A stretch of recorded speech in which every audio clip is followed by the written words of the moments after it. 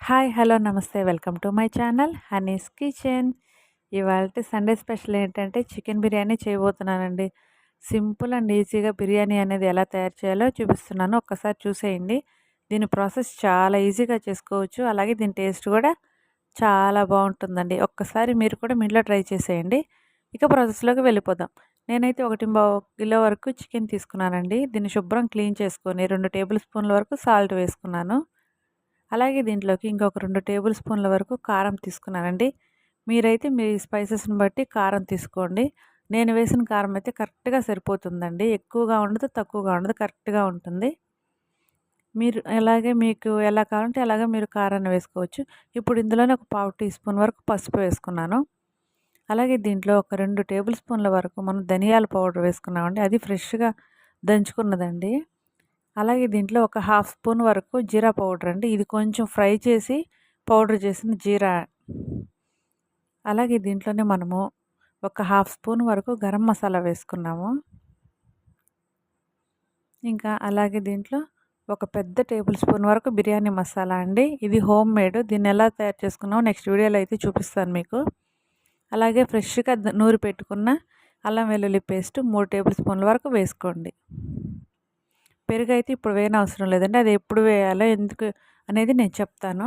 అలాగే దీంట్లో ఒక అర నిమ్మ చెక్క వరకు పిండేసుకోండి. మీరు కావాలంటే జ్యూస్ తక్కువ ఉన్నదైతే ఒక నిమ్మకాయ మొత్తం పిండుకున్నా కరెక్ట్‌గా సరిపోతుంది. దీన్ని అంతా చికెన్‌కి పట్టేంత వరకు బాగా ఒకసారి కలుపుకోవాలి. గట్టిగా ప్రెస్ చేస్తూ కలుపుకోండి. అప్పుడే ఈ మసాలాలన్నీ మన చికెన్‌కి అనేది కరెక్ట్‌గా పడతాయి. చూడండి ఇలా కలిపేసుకోవాలి. ఇలా కలుపుకున్న తర్వాత ఇప్పుడు వేసుకుంటేనే మనకు పెరుగు మన పీసెస్ అనేది జ్యూసీగా వస్తాయండి. ముందు వేసుకుంటే ఈ పెరుగు అనేది కరెక్ట్‌గా పట్టదు. ఇప్పుడు ఒక 3 టేబుల్ స్పూన్ల వరకు నేను పెరుగేసేసుకున్నాను. మరీ తియ్యగా ఉండేది వేయకండి, మరీ పుల్లగా ఉండేది వేయకండి. మీడియంగా ఉండే పెరుగు వేసుకోండి.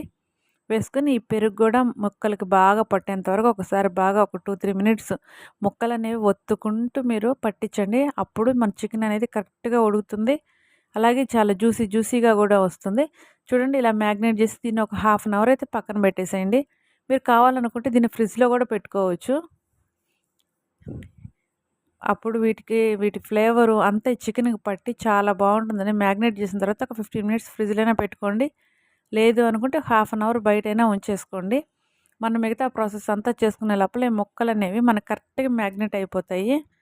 మనం బిర్యానీ అయిన తర్వాత కూడా ముక్క అనేది తెల్లగా, చప్పగా అయితే ఉండదండి. ముక్క ఫ్లేవర్ ముక్కకుంటుంది. చాలా బావుంటుంది. చూడండి ఇలా కలిపేసుకొని దీన్ని మూత పెట్టుకొని పక్కన ఉంచేసుకుందాం. ఇప్పుడు నేను 1.25 కిలోకి 1.25 కిలో రైస్ వేసుకొని కడుక్కొని పక్కన ఉంచుకున్నాను. ఇప్పుడు పెద్ద బాండి పెట్టుకొని ఒక 3 టేబుల్ స్పూన్ల వరకు ఆయిల్ వేసుకున్నానండి. దీనికి బిర్యానీ కదండీ కొంచెం ఆయిల్ అయితే పడుతుంది. ఇప్పుడు దీంట్లో హోల్ గరం మసాలా మొత్తం అండి స్పైసెస్ అన్నీ వేసేస్తున్నాను. నేను చూపిస్తున్నాను కదా ఇవన్నీ వేసుకోండి. ఆయిల్ బాగా హీట్ అయిన తర్వాత వేసేసుకొని వీటిని ఒక్కసారి అలాగా జస్ట్ కొంచెం వేడైతే సరిపోతుందండి. ఇవి ఫ్రై అయిన తర్వాత ఒక పావు కిలో వరకు ఉల్లిపాయలు వేసుకోండి. మీరు టమాటా అనేది తగ్గించుకొని ఉల్లిపాయ అనేది వేసుకోండి. బిర్యానీలో ఈ ఉల్లిపాయ ఫ్లేవర్ చాలా బావుంటుంది. బిర్యానీ కూడా ఈ ఉల్లిపాయల వల్ల టేస్ట్ అయితే వస్తుంది. వీటిని ఇలా కొంచెం ఫ్రై అయిన తర్వాత దీంట్లో ఒక బిర్యానీ ఆకు వేసుకొని మళ్ళీ ఒక 2, 3 మినిట్స్ అలా ఫ్రై చేసేసుకుందాం. ఉల్లిపాయలు అనేవి వైట్‌గా ఉండకూడదండి. గోల్డెన్ బ్రౌన్ కలర్ వచ్చేంత వరకు ఫ్రై చేసుకోవాలి. ఇప్పుడు ఉల్లిపాయ సగం వరకు మగ్గింది. ఇప్పుడు దీంట్లో ఒక 4, 5 వరకు పచ్చిమిర్చి తీసుకొని వీటిని రెండిటిగా చీలికలుగా చేసుకొని వేసుకొని ఫ్రై చేసేసుకోవాలి. చూడండి ఉల్లిపాయలు ఎలా వేగిపోయాయో. ఇప్పుడు ఇలా వేగిపోయిన ఉల్లిపాయల్లో మనం ఒక 3 పెద్ద సైజు టమాటాలు తీసుకొని సన్నగా కట్ చేసుకొని ఒకసారి వేసుకొని ఫ్రై చేసేసుకోవాలి. ఈ టమాటా కూడా బాగా ఫ్రై అయిపోవాలండి. జస్ట్ మగ్గితే సరిపోదు. బాగా ఫ్రై అవ్వాలి. చూడండి మన ఉల్లిపాయ, టమాటా అనేది బాగా ఫ్రై అయిపోయి దీంట్లో నుంచి ఆయిల్ అనేది పైకొస్తుంది. ఇప్పుడు ఇలా ఉన్నప్పుడు మనము ఆల్రెడీ చికెన్‌లో కొంచెం అల్లం వెల్లుల్లి పేస్ట్ ఏసాం కదండీ! ఇప్పుడు రైస్ ఏస్తాం కాబట్టి వాటర్ వీటన్నిటికి పట్టేటట్టు కొంచెం ఒక చిన్న స్పూన్‌తో 2 స్పూన్ల వరకు అల్లం వెల్లుల్లి పేస్ట్ వేశాను. ఈ అల్లం వెల్లుల్లి పేస్ట్ కూడా పచ్చివాసన పోయేంత వరకు వేయించేసుకోవాలి. మంటని ఇలా ఉన్నప్పుడు మీరు హైలోనే పెట్టుకొని చేసుకోండి. మంటని ఎప్పుడు మీడియంగా పెట్టాలి, ఎప్పుడు సిమ్ పెట్టాలనేది కూడా నేను చెప్తాను. చూడండి ఆయిల్ అంతా పైకొస్తుంది. అంటే ఇప్పుడు మన అల్లం వెల్లుల్లి పేస్ట్ కూడా ఫ్రై అయిపోయింది.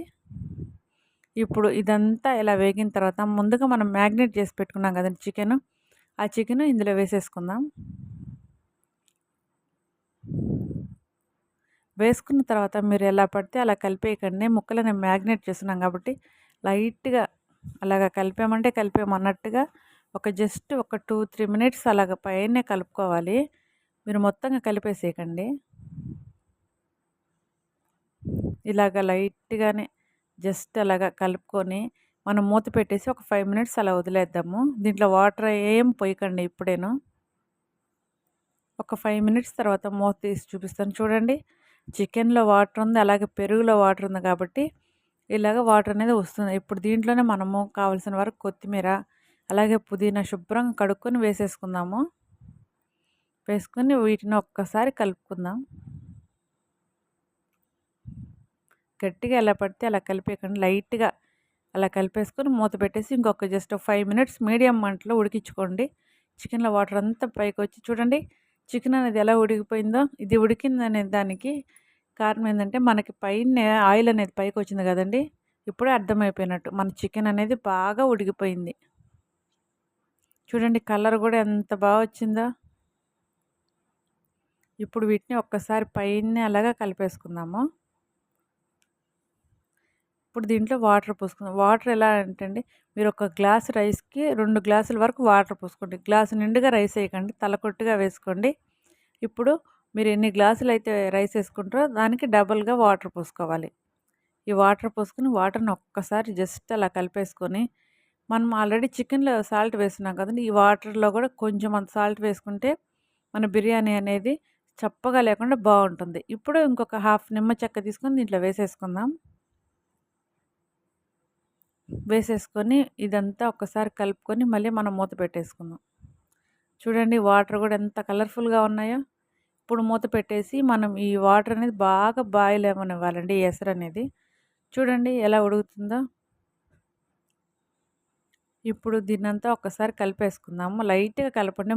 ముక్కలనేవి చెదిరిపోతాయి. చెదిరిపోకుండా లైట్‌గా జస్ట్ అలా పైనే కలిపేసుకోండి. ఇప్పుడు మన రైస్ చూడండి ఎలా పొడి పొడిగా ఆరిపోయాయో. మనం కడిగి ఉంచుకున్నాం కదండీ ముందు. ఇప్పుడు ఈ రైస్ కొంచెం కొంచెంగా ఈ వాటర్‌లో వేసేసుకుందాం. రైస్‌ని గాని మీరు మెల్లగా వేసుకోండి. ఎందుకంటే రైస్ అనేది బాగా నానిపోయినాయి కాబట్టి రైస్ అనేది విరిగిపోకుండా ఉంటుంది. జస్ట్ పైన అలా కలిపేసుకోండి. ఇలా కలుపుకొని మీరు కావాలంటే సాల్ట్ ఒకసారి చూసుకోండి. మీకు తక్కువ అనిపిస్తే ఇలా ఉన్నప్పుడే సాల్ట్ వేసేసుకోండి. ఇప్పుడు దీన్ని మూత పెట్టేసి ఒక 5 మినిట్స్ అలా వదిలేద్దాము. ఒక 5 మినిట్స్ తర్వాత చూడండి వాటర్ అనేది ఆల్మోస్ట్ అలా ఇంకిపోయాయండి. ఇలాంటప్పుడు మనము కొంచెం పుదీనా ఆల్రెడీ వేసినాం కాబట్టి ఇంకొంచెం పుదీనా వేసేసుకుందాం మొత్తం. ఏందంటే ఈ ఫ్లేవర్ అనేది ఈ టైంలోనేనండి మన బిర్యానీకి బాగా పడుతుంది. కాబట్టి కొంచెం ఎక్కువైనా పుదీనా వేసుకోవచ్చు మీరు. అలాగే ఇప్పుడు కొంచెం అంతా నెయ్యి వేసుకుందాం. నెయ్యి అనేది పైనే వేసేసేయండి. ఈ నెయ్యి వేసిన తర్వాత మీరు వెంటనే మూత పెట్టేసేయాలి. మూత పెడితేనే ఈ పుదీనా ఫ్లేవర్, ఈ నెయ్యి ఫ్లేవర్ అనేది మనకి లోపలే ఉంటుంది. బయటకైతే పోదు. ఇప్పుడు దీనికి మనము ఒక్కసారి మూత పెట్టేసి జస్ట్ ఒక 5-10 మినిట్స్ సిమ్‌లో పెట్టుకోండి మంట అనేది. అడుగు అనేది పట్టకుండా ఉంటుంది. అలాగే బిర్యానీ మాడిపోకుండా శుభ్రంగా మంచి ఫ్లేవర్‌గా చాలా బాగా వస్తుంది. చూడండి ఒక 10 మినిట్స్ తర్వాత మన బిర్యానీ అనేది ఎలా రెడీ అయిపోయిందో. ఎంత కలర్‌ఫుల్‌గా ఉందో చూడండి. టేస్ట్ కూడా చాలా బావుంటుందండి.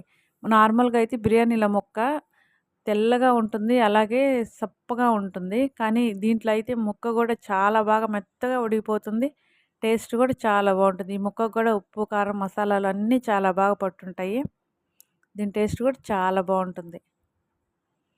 అంతేనండి మన బిర్యానీ అనేది ఎంత సింపుల్‌గా రెడీ అయిపోయిందో. మ్యాగ్నేట్ చేసుకునేది ఒక్కటేనండి కొంచెం లేటు. మిగతాదంతా సింపుల్ ప్రాసెసు. చూడండి ముక్క ఎంత కలర్‌ఫుల్‌గా ఉందో. అలాగే ఉడికిపోయింది కూడా. పిల్లలు అందరూ ఇంట్లో ఉన్నప్పుడు ఒకసారి ఇలా ట్రై చేసి పెట్టండి. చాలా ఇష్టంగా తింటారు. చూడండి ఎలా ఉడికిపోయిందో. అంతే ఫ్రెండ్స్ మన బిర్యానీ అనేది రెడీ అయిపోయింది. దీన్ని మనం ఒక సర్వింగ్ బౌల్‌లో తీసుకొని దీన్ని రైతాతో కానీ, చికెన్ కర్రీతో కానీ సర్వ్ చేసుకొని తింటే టేస్ట్ అయితే చాలా బావుంటుంది. ఒక్కసారి మీరు కూడా ట్రై చేయండి. చూడండి దీనికి ఉల్లిపాయలు అలాగే నిమ్మకాయ నేనైతే రైతాతో పెట్టాను. ఓకే ఫ్రెండ్స్, మా వంటలు కనుక మీకు నచ్చినట్లయితే ప్లీజ్ అండి లైక్ చేయండి, షేర్ చేయండి, సబ్స్క్రైబ్